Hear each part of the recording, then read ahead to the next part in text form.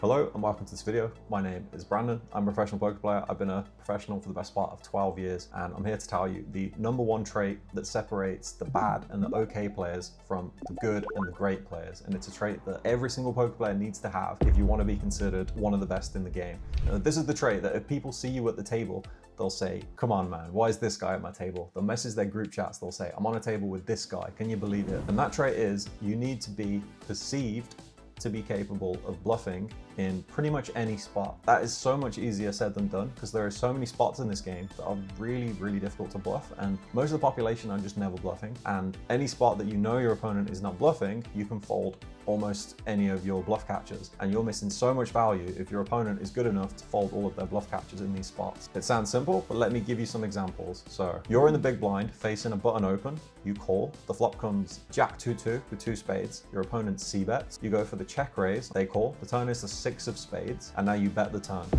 What are you bluffing with? Next example, you're under the gun, you open, the big blind defends, the flop comes Queen Jack 10, really good board for our range, we bet, they call. The turn is a king, any aces are straight now, they check, we bet, what are you bluffing with? And in this exact same hand, now let's say you're facing that turn bet on the Queen Jack 10 turn king, you're in the big blind and you check raise, what are you bluffing with? Next example, free bet pot, the hijack opens, you free bet from the button, they call, it comes ace 6 free rainbow, you bet, they call, the turn is a 2, you bet, they call, the river is another 2, they check, you go all in. What are you bluffing with? Okay, one more example. This time you open the hijack, the button pre-bet, you 4-bet in the hijack, they call, it comes ace jack 10, you bet, your opponent calls, the turn is a 2, you bet, they call, the river's a 3. You go all in. What are you bluffing with? I hope these spots highlight that these are really hard spots to bluff, and poker is countless examples of spots like these. Anyone can c-bet, anyone can barrel with equity, anyone can find like the clean spots, anyone can show up on the river with no showdown and be like, oh, I'm bottom of my range, I'll bluff this time.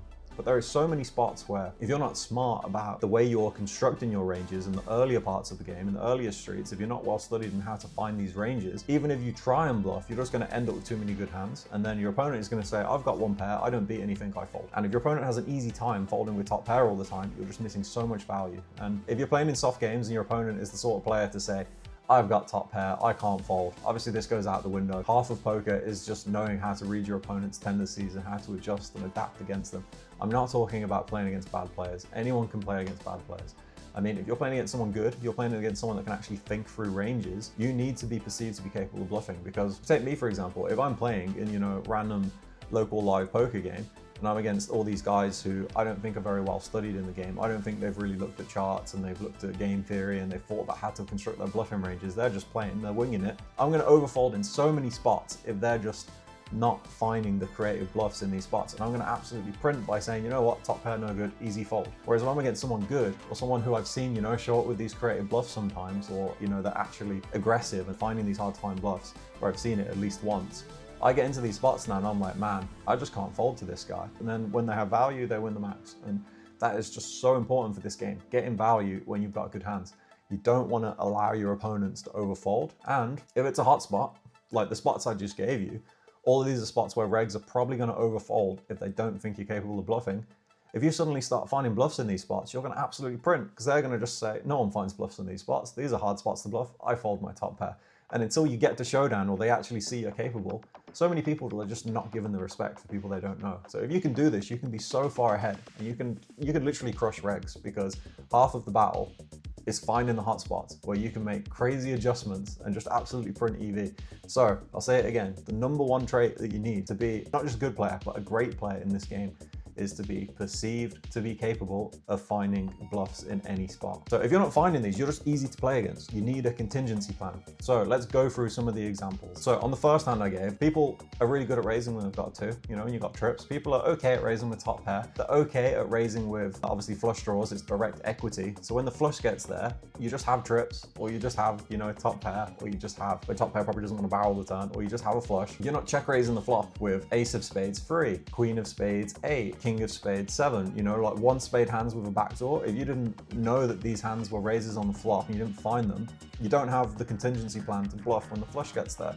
So this is just one example. If you haven't thought ahead of the possible ways the board can run out and constructed your range in a way that you can have bluffs in all these different streets, you're just not going to have any bluffs on any of these lines. You also then have to think, well, what if the river's a 5th spade? What are my bluffs if I then barrel the turn and then got to the river on the 4-spade run out? And again, that's a really hard spot to find bluffs, because even if you found these great bluffs on the flop with the backdoor spades and the blocker, you're now always river or flush with these hands. So you need to be even more creative and find bluffs in this line. But on the queen jack 10 board and the turn is a king, and just to make things harder, let's say there's not a flush draw, it's a rainbow board, you can actually barrel most of your pocket pairs. So obviously you want to barrel with a straight, you want to barrel all of your ace-x, or at least most of them. You want to actually barrel even some kind of awkward to find hands, like maybe some random king x, maybe some of your 2 pairs are kind of a bit mergy. But the purest bluffs in this case, you have like 10-8 suited, which, you know, it's got something to fall back on if you bet with a 10 on the turn, and you know you can hit trip 10s and beat 2 pair or something. But you want to bet with your pocket pairs. So if you don't bet the flop with like pocket 5s, pocket 6s, pocket 7s, pocket 8s, hands like this, and then you barrel the turn, it's like, are you really finding enough bluffs in this spot? Can I just always fold every time that I've got 2 pair even, in fact, or like all of my top pairs are like, can I just only keep you honest with a straight? Because that's just a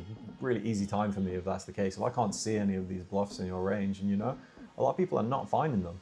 I mean, I think people are getting better with some of these spots, but there's other spots where you've just never seen a bluff in your entire life. If you want to have a raising range as the big blind here with a straight, because you've got an ace in your hand and you're like, I've got the nuts, want to get some value from 2 pair sets, maybe bottom straight. Again, what are you bluffing with? And the bluffs here are going to be really creative and merged. It might be like queen jack or a queen 10, like a 2 pair, which is trying to bluff someone off potentially a better hand, or maybe make them call turn to fold the river with a better 2 pair. The equilibrium is completely messed up, but some people play live poker here. But some people in this spot will just turn the nuts and be like, oh, I've got the nuts, I raise. And they're not thinking past that other than, you know, I've got the nuts, I want to raise. They don't think, what can I have as a bluff here? It might be better that you just don't raise this spot as the big blind, because you're like, what on earth could I bluff with? Or maybe it's a really good spot to bluff because they're going to fold everything and just think you've always got the nuts. And like, I mean, you run into the nuts a lot too, so it's not perfect. But, you know, it's these sort of creative thoughts that you need in your mind. Like, is it a hot spot? How hard is it to bluff here? Therefore, you know, this guy's competent. He might think I'm not bluffing enough. I should overbluff this spot. The next spot that I looked at was ace-6 free rainbow, turn 2. Can be even like 2 of diamonds that brings 2 diamonds. River 2, what are you bluffing with? It's important when you're bluffing to try and interact with hands people call with. So generally in this case, it's hard because you need to barrel without equity sometimes. So you need to barrel hands like queen 10, jack 10. You want to interact with your opponent's ace queen, ace jack, ace 10, because they might be the hands that they go call, call, call.